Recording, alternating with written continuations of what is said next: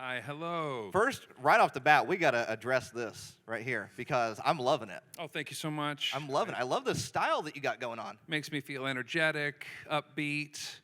It's hard to stand out amongst all of these colorful cosplayers and convention goers. So try to keep up. Just trying to keep up. Where does one get something like this? Loudmouthgolf.com, I think is the name of it. They got hundreds of designs. But yeah. Is this something typical, like that you Yeah, normally dress in? yeah. I generally try to just shake it up a bit, but I can shake it up a little more at the conventions, obviously. So yeah.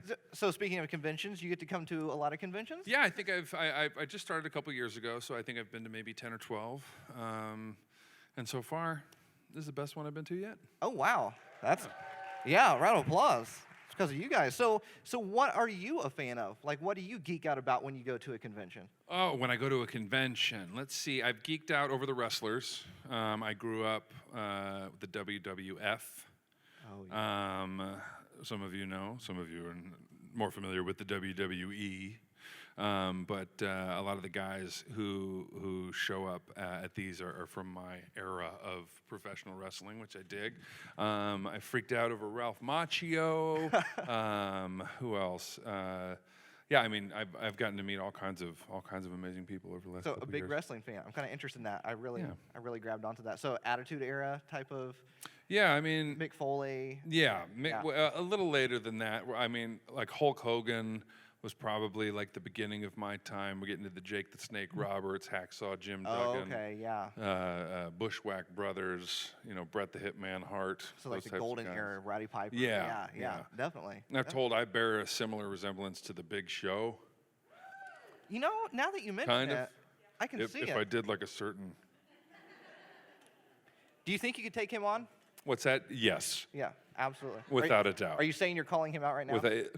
You listen up, Big Show. If you're listening to me, Big Show. Who's filming? I'm coming for you, brother.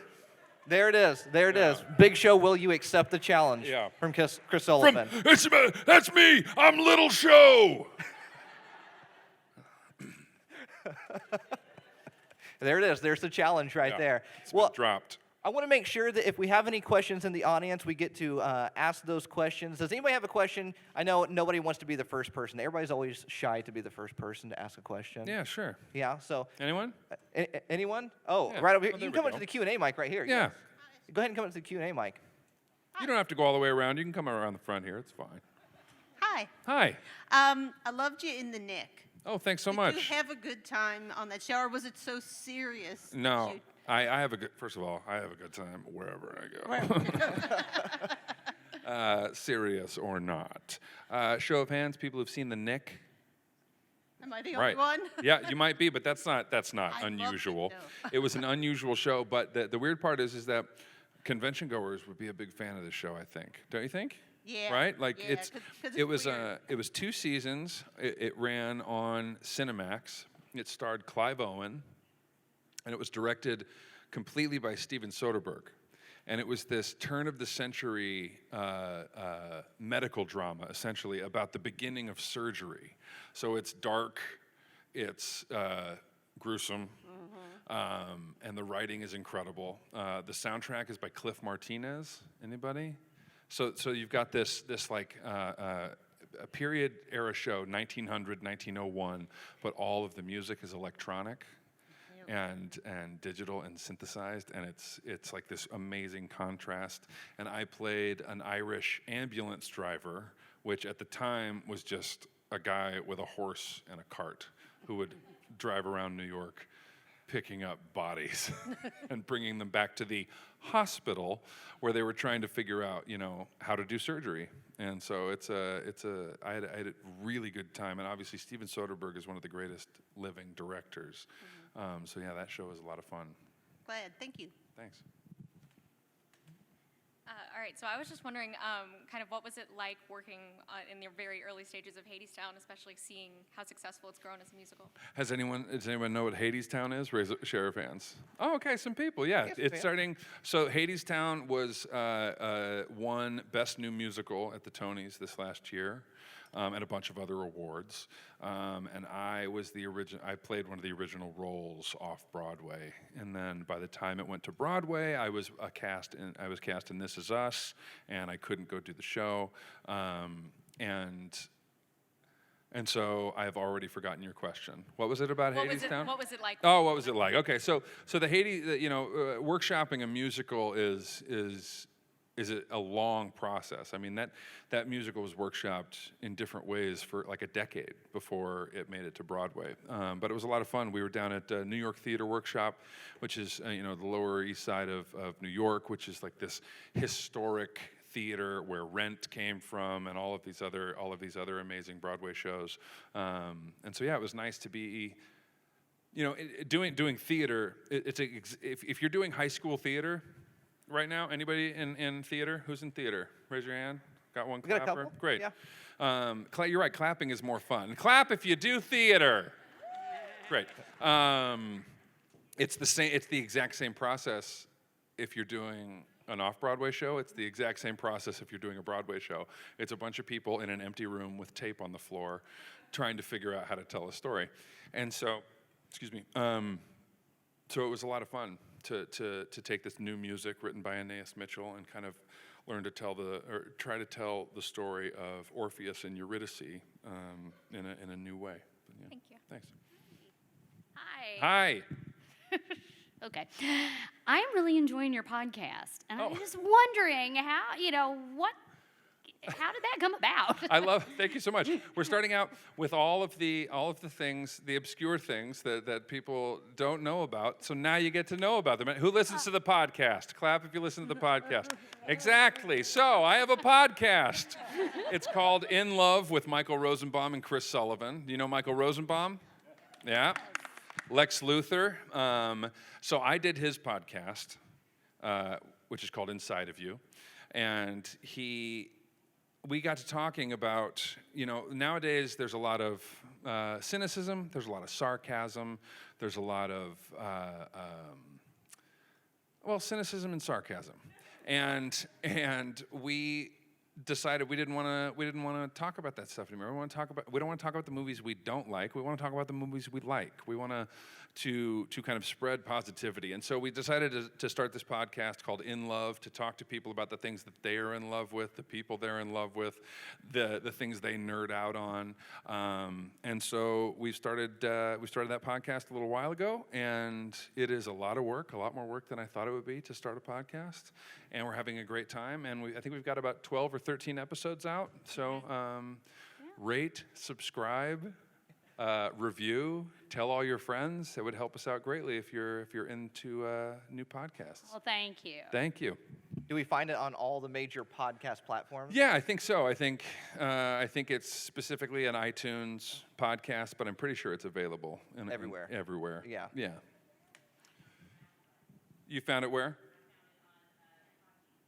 Podbean? Just now you did? Yes, everyone get out your phones, and we're not leaving until everyone subscribes to the podcast. You heard the man. I want to see 45 new subscribers before we leave here. My good man, how are you today? Good. Good. Me and my mom have been watching your show, This Is Us, and been really enjoying it. Thank you. And your character seems to get a lot of stress. Yeah. So how would how does your character keep his cool around his wife to help her calm down? And Yeah. I also experience a lot of stress and anxiety in my life. Do you? yes. Yeah, I do too. I think it is a lot more common than any of us let on. You often think that people who are actors and public figures and all these things are extroverted people. And I think what you'll find more often than not is that we are deeply introverted people. And I have, ADD, things like that. I've always have. And ironically for me, performing things like that kind of acts like a focusing mechanism. Like it acts like Adderall for me. Like being on stage or performing calms me down, which is would seem antithetical, but it works. I think when it comes to relationships, it's a give and take, right? It's about balance, and you really hope that both people aren't having a panic attack at the same time. Be a bad situation. Right? And most likely it'll never happen. And so there's this give and take and this trust that goes into saying to another person, I got your back. I am there for you. I know you well enough to know if you're about to have an anxiety attack. I know you well enough to know that you haven't eaten in 4 hours and you should probably get some food in you before you get hangry. Like, there's a certain level of intimacy that comes with being in a relationship, so that when my wife has anxiety, we have each other's owner's manual. Like, we know each other well enough to be like, oh wow, I know this is going on in her life, and she's got this deadline, and she has all these things. So, and I know she hasn't had any water in about 12 hours. So the dehydration's probably kicking in, which is why the anxiety is coming up, and all. It's a level of intimacy that comes with knowing someone, so that when they need help, you can help them. And most likely, it goes back and forth, because you both won't be what we call offline at the same time. So it's the job of whoever is the most online to bring the other person back online. But that just comes with time and with getting to know each other. And I mean, that's how I do it. And I think that that's how our characters on This Is Us probably do it too. Yeah. Does that make sense? Yes. Any follow-up questions? I know I just spewed a lot. I guess, so your role on Guardians of the Galaxy is very different than... Yeah. Yes. How is it, like, from doing all these different roles, how is it transitioning into that role? Well, ironically enough, that one was the most anxiety-inducing of all of them. I've been brought into the MCU. I have never done a full face prosthetic before, so having when you have anxiety, having your head encased in plaster for 20 minutes is fairly terrifying, dark, hot, oxygenless experience. They cover your whole face in plaster, and they leave 2 nose holes for you to breathe out of, and you just have to sit there until it dries.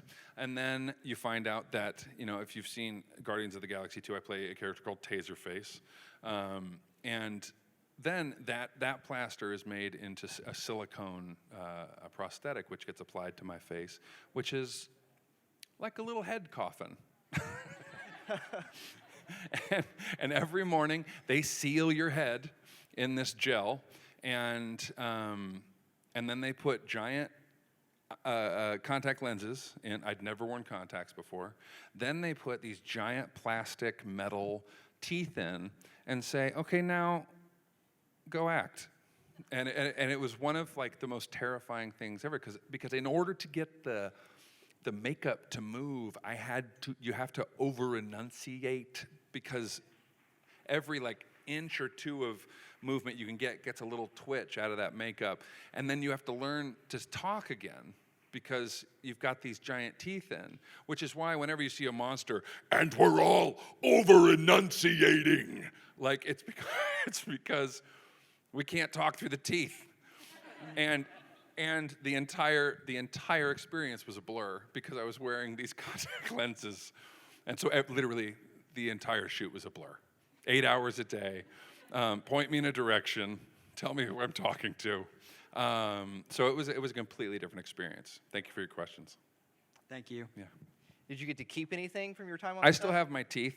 You put them in every once in a while, just to kind of... Yeah, I like to roll over in bed.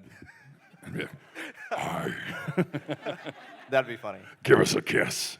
And the makeup team actually gave me, so the prosthetics, once you use them once, they're done. They get thrown away, because they get glued on and you can't take them off and then re-glue them, which is when you wonder why these movies cost so much. I mean, I was a side character, and my prosthetics got thrown away 18 times. And I know that those prosthetics cost in the 5 figures for each one. And so as a wrap gift, the makeup department took my makeup and pinned it to a board and framed it, which is so sweet and the most terrifying thing I've ever seen in my life. Like Taserface's face flattened out on a board like a butterfly. And I was like, what? This is so nice. What am I going to do with this? And so it stayed under my, I gave it to my parents and they stored it for me because I lived in New York at the time. And I'm like, I can't hang this on the wall. It will give me and everyone who comes into this apartment nightmares. And I eventually went to do Chris Hardwick's podcast and I saw his house, which is a house of horrors. And I donated it to his game room. That was nice of you. Yeah, so he has the Taserface makeup hanging next to his pool table. Sounds like it's in a well-respected place. Yes. Next question. Hi. So you work in a lot of different genres, like comedy and drama and everything. So what do you think are the pros and cons to working in those different genres?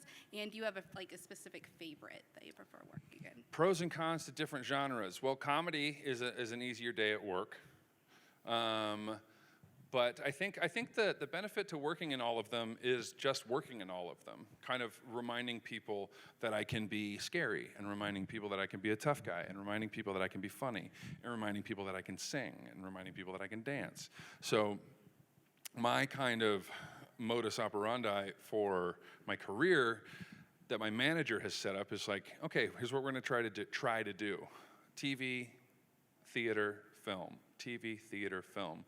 To stay present in all of those areas of the industry, theater being where I started and where my heart always is. But you also want to remind people of your ability to do a certain type of film acting or a certain type of television acting. And so that's why you'll see a lot of episodic work while I'm doing This Is Us, to go over here and do The Good Fight, or to go over here and do an independent film and try and stay busy. So, yeah, thanks. Next question. First, I just have to say that your outfit is beautiful. Thank you, so is yours. You Thank look you. fantastic. What was your favorite line that you ever said in Guardians of the Galaxy Volume 2? It's metaphorical!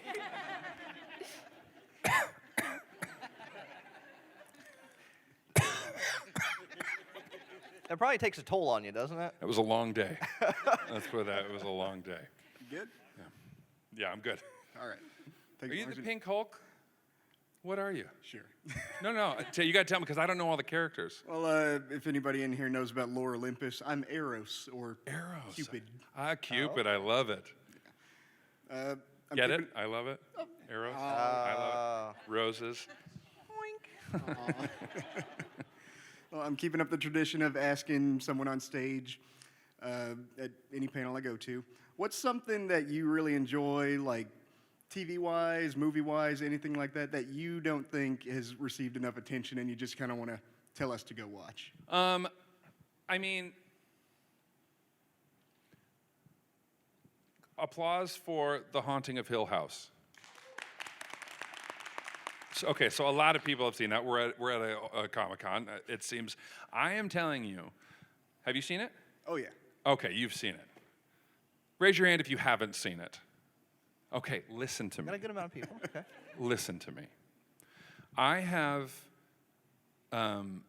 viewed 99% of the greatest horror and thriller culture that has ever existed.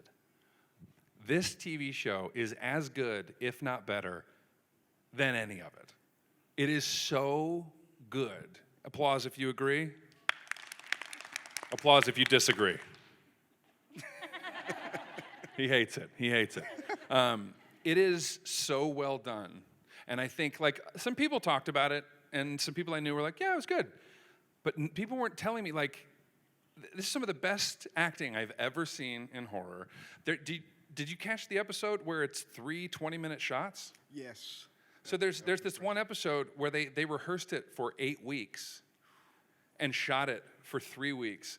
And they did 3 20-minute oneers. And a oneer is where you just move the camera around and you never cut. And so the action is going on, and they built one set inside of another set so that you could transition in and out of these worlds, and that's the show right now that I just watched it like 2 weeks ago for the first time, and it blew my mind. Yeah? Thank you very All right, much, cool. man. So, Okay, now you all right, I'm are. with him. Okay, yeah, that's what I thought. I'm Persephone, goddess of spring.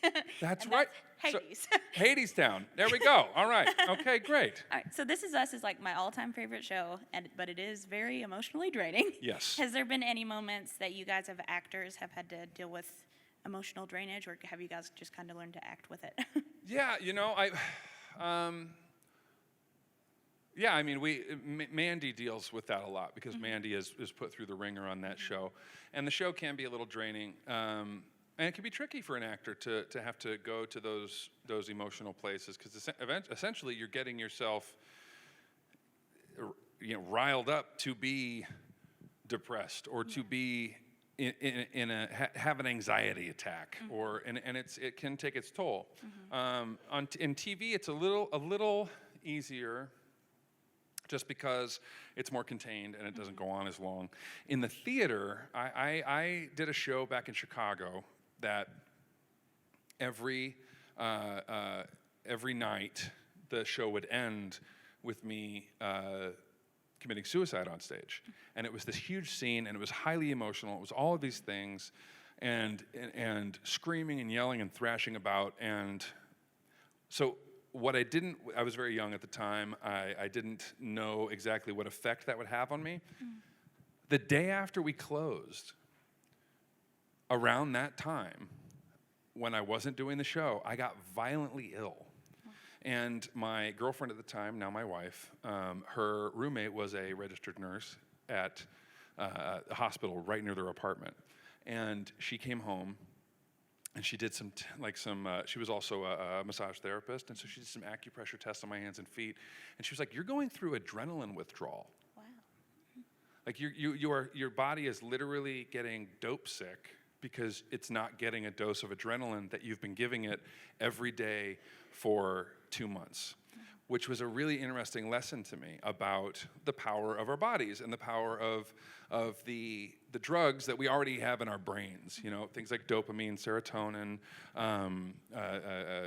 cortisol, all of these things that we are kind of unaware of that get attached to food or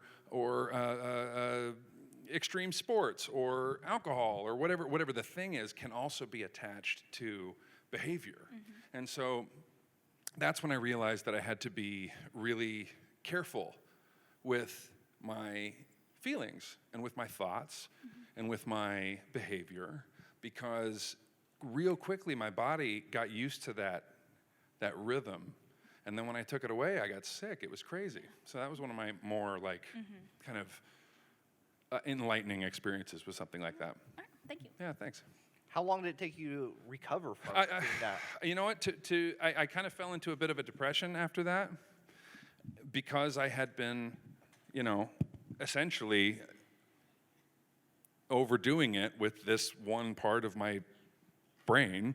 And so it took me maybe a month and a half to get back to upbeat, high energy, and it was a real learning experience as far as being careful with that stuff. And treating myself well and being kind to myself and not getting stuck in that routine. Wow. Hi, how are you? I am well, and yourself? I'm doing fantastic. You got a nice radio voice. Thank you. I actually did podcasting for a couple of years. Well, there you go. That's where it came from. Podcast recognizes podcast, you know what I mean? There it is. So This Is Us has been very important to me in terms of my growth when it comes to mental illness.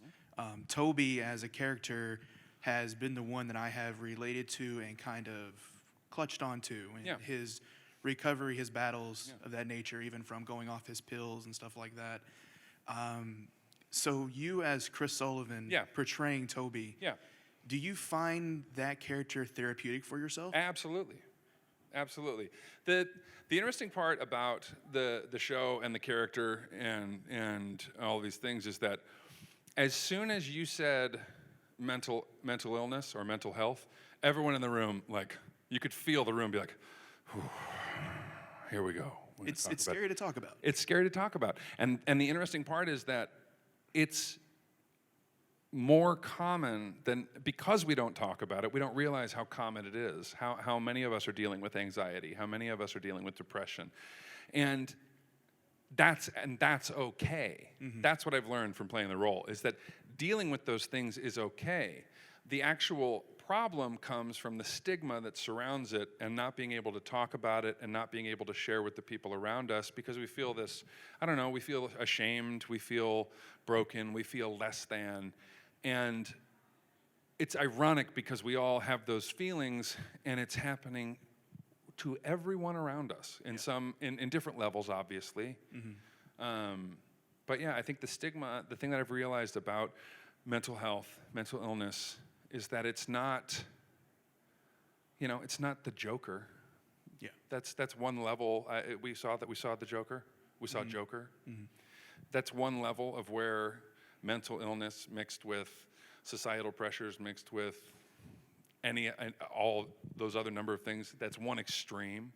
And then there's just a person who's functioning, who deals with depression or who deals with anxiety, which I do. And so we just got to talk about it.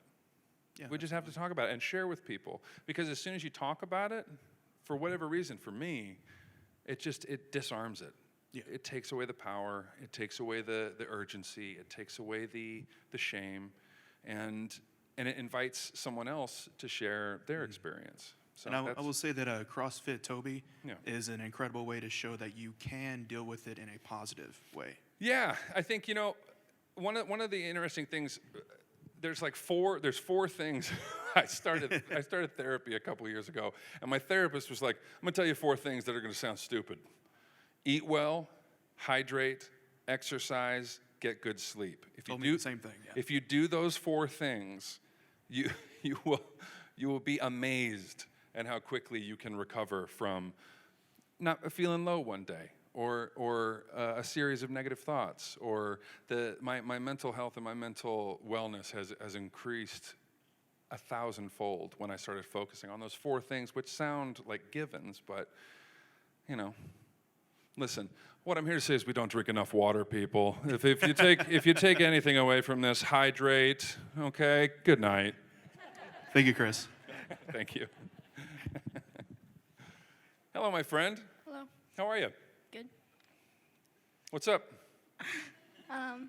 Me and my mom love to watch This Is Us. Oh, thanks. Just wanted to ask, how do you feel about acting on stage with a baby there? Yeah, so if you're not caught up, spoiler, there's a baby. Working with a baby is really interesting. I was worried about it. I was a little pre-annoyed by it, because you're now at your work schedule is now at the whim of a baby. And babies first of all, I don't know if you know this, babies don't speak English. That's true. That's true. It's a fact. Yeah. And they don't take direction. And so, but what it did do for me, once I got over that, is it brought me into the moment. And it brought me, which was what acting is. All acting for me is trying to get out of my way, get out of my head, get out of what happened right before this, get out of what's happening next week, and to arrive right here, right now, for this camera, with this person, and have a moment. And having a baby in your arms, it's the only thing you can do. It makes acting so easy, because you have this mindfulness, I don't want to say machine, this mindfulness being who does nothing but be in the moment with you. And so it's become a lot of fun. It's become a lot of fun. It's all improv when there's a baby, because you never know what's going to happen. But yeah, it's a lot of fun. Thank you. Yeah. Hi. Hi, I like your hat. Thank you. Can you spin it for me? Thank you. So not a lot of people talk about you being on Stranger Things, but this is probably a weird question, but how was the food on Stranger Things? That's not a weird question. You know what? It wasn't that good. Because you want to know what? When I was filming my part on Stranger Things, which was just episode 1, I didn't even make it to the end of episode 1, it wasn't Stranger Things yet. It was the Untitled Duffer Brothers project. And I didn't know any of the story other than my scenes. And nobody knew if it was gonna, you never know, if it was gonna be successful, if people were gonna like it. Turns out, it's one of the biggest TV shows of all time. But back then, food wasn't that good. I'm sure season 3, the food was great. I'm sure, but Benny will never know. Thank you for your question. That's not a dumb question at all. I like that question. Thank you. Do you want to give that to Eros? No? Show everybody what you got. Yeah. Go on. Me, my brother, and my mom like to watch This Is Us. I was wondering what your favorite episode is. My favorite episode is called Toby. My character is also called Toby. I see the connection. You see? Yeah, I see where you're going with this. It's an episode. We'll talk later. I'll explain it. No, that was an episode that pushed me quite a bit as an actor.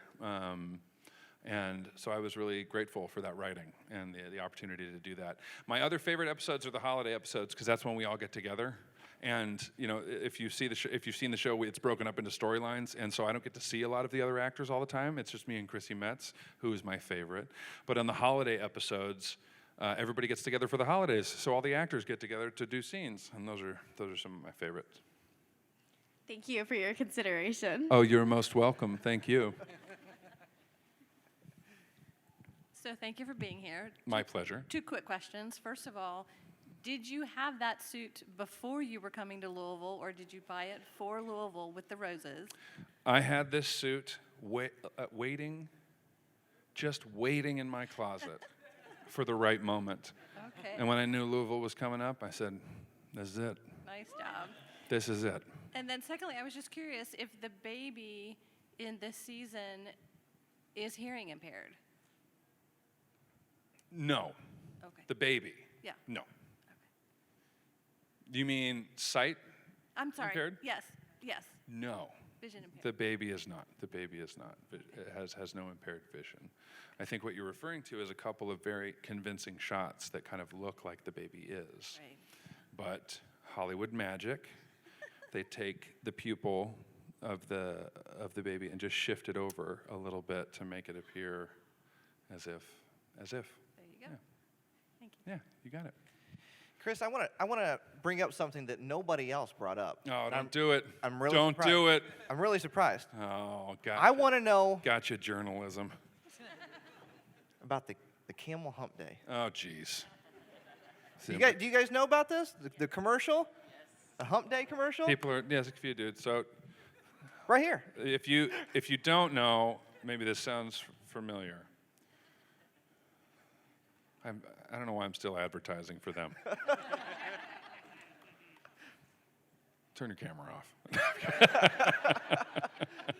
Uh-oh. Guess what day it is? Huh? Guess what day it is? Hey, Mike. Are we all on the same page now? All right. Hump day? Yeah, that happened a long time ago. They don't pay me for that anymore. So. But you are forever in like meme history now. That's right. I am. Which not everybody can be in. Exactly. And fun fact, you remember all those commercials that there were like 2 bluegrass musicians at the end of those commercials? Hey, how happy are people for switching to Franfron? Well, happier than a camel on Wednesday. The mandolin player is my best friend. Really? Yeah, and he's not an actor.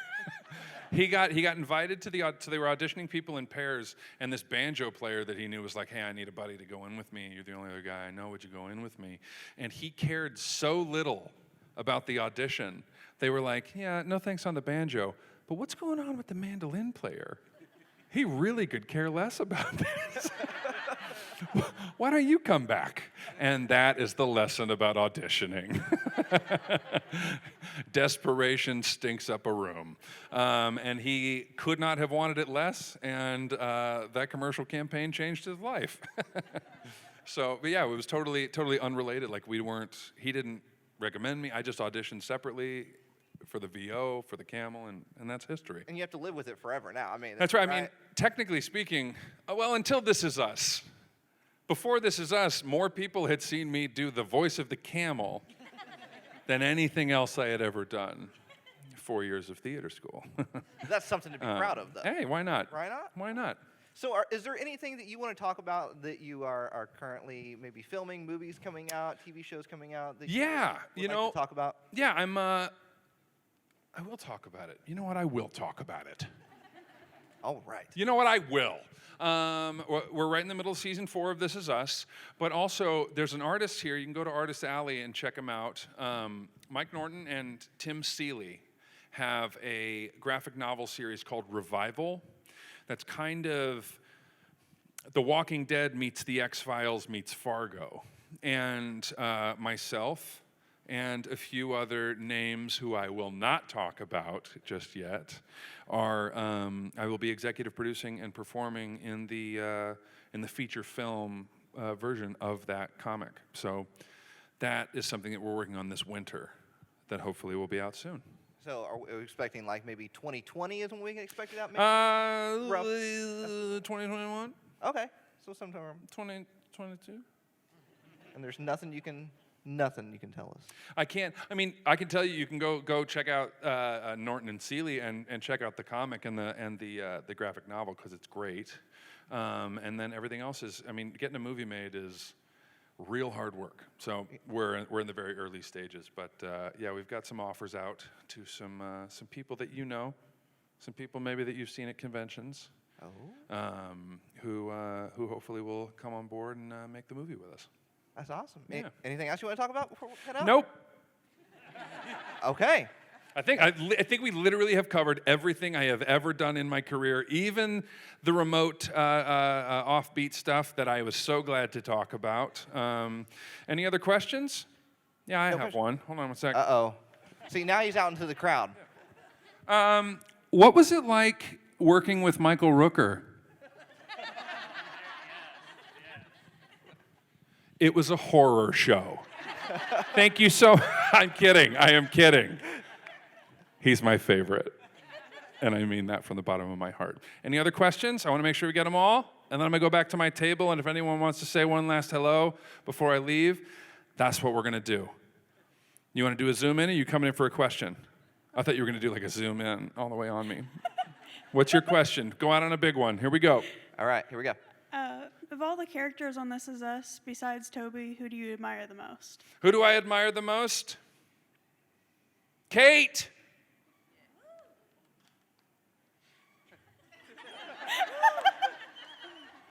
Do we not fade to black? Oh.